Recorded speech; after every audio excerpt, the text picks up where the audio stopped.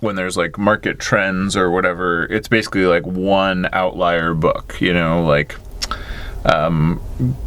Colleen Hoover can make it look like there's a genre trend, but it's really just like she made a new book, or like one middle reader breakout book will make it look like there's a huge surge in demand for middle readers, but it's one book, so it's like much more useful when you can see market trends that are, more than one book. Hi, I'm Joe Beal, the founder and CEO of Microcosm Publishing. I'm also the author of A People's Guide to Publishing, which distills what I've learned from selling millions of books over the past 28 years. I'm Ellie Blue, the Vice President of Microcosm. We started this podcast to share what we've learned with newer publishers, so you can learn from our mistakes. Or maybe you just want to learn about the publishing industry. There was a lot of information revealed this past year by the company that handles all the book scan data. The market has grown in really interesting ways over the past 3 years, perhaps because of COVID. So what are the market trends that you can actually pinpoint? So the biggest one was that there was a 12% market share shift that came from the big five publishers and the smaller independents, and that all went into the 100 to 150 largest independent publishers. So does that include us? It's hard to know exactly, and it doesn't include us because we don't report data to them. Oh, right. Fair enough. But we did see more than a 12%, I don't know if we may have gotten 12% of somebody's market. So we are likely part of this trend, even if unreported. Right. We were in that, very likely. And so what happened essentially is that, if you've been following this podcast for the past 3 years, then you know that there's been a certain shift in consolidation, like HarperCollins bought Houghton Mifflin some years ago, and Hachette bought Workman. So I don't know if I should ask what's going on with the smallest publishers, what's going on with the biggest publishers, or what's going on with the growing middle. Those are all very good questions. You should ask all three. All right, please lead on. The largest publishers, we learned when Penguin Random House tried to buy Simon & Schuster and the Department of Justice put them on trial, that neither publisher has grown in the past 10 years. They've been stagnant, which is exactly the wrong trajectory for the people that have all the scale and all the power. They should never have a problem growing. They have the best access, and they have all the resources. So if they can't grow, that's weird. And so all of their growth has been through distributing independent presses. Ah, so they're helping the middle, but not helping sort of. That's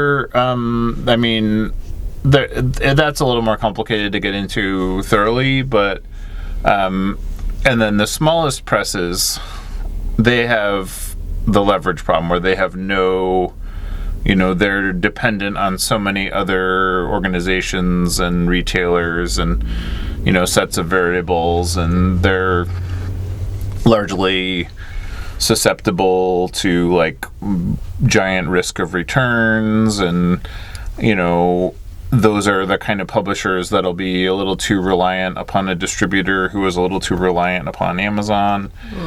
And so they just have the most exposure in general. And the pandemic really fucked them. Yeah, and in general, it's just you just don't want to be in a position where you're relying upon people that can't be relied upon, And true that. And the middle publishers did really well because, they're both able to grow, have very clear value proposition. They're very unique in lack of competition. They're well defined in their concept and scale. They just don't have the sort of, they can carve out a part of the market for themselves really easily, and they can be a little more, they both can have solid cash flow and the ability to borrow money, and they're just able to be a little more forward thinking than the bigger companies, while being simultaneously able to buy smaller publishers and add them to their cachet. But my question, I guess, is like, what has changed? Like, what caused this shift? I don't know that, I think it's just like we're seeing the long-term effects of consolidation. Like up and down the chain. That's my assessment. How so? So, in all those ways where there's fewer distributors, there's larger reliance and dependence on distributors to go to market, whether that's like your own department as a whether that's like, your Penguin Random House and you're relying on the publisher services department, or whether you're like a small press dependent upon, an outside distributor. And, in my meeting this morning, one of the more interesting things was about how at a larger publisher, the editors will present the books to a sales team, but it'll be in a really one-sided way where it's like sometimes literally in a recorded video call, not for the purposes of eliciting feedback. So it'll just be like, okay, here are the new books, and here are all the talking points, and here's what's interesting about them.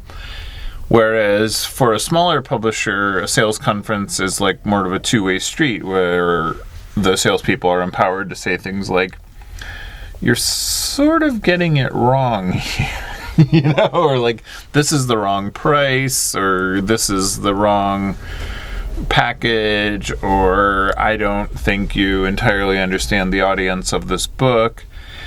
And that's, I think that's a really fundamental difference, because what happens, especially in like old world publishing, is that editorial gets so siloed from the reality of the marketplace that acquisitions aren't informed by that feedback. And then if there literally is no feedback, then, like, what do you think happens? And then people don't retire out of these jobs. So, like, as you know, the person that did that job in 1990 is probably still doing that job at a big company, Right.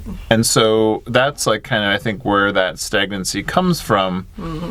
Whereas the middle publishers, they don't need the books that sell 50,000. They need the books that sell 2,000 to 5,000. And they just need a lot of them, and that's attainable.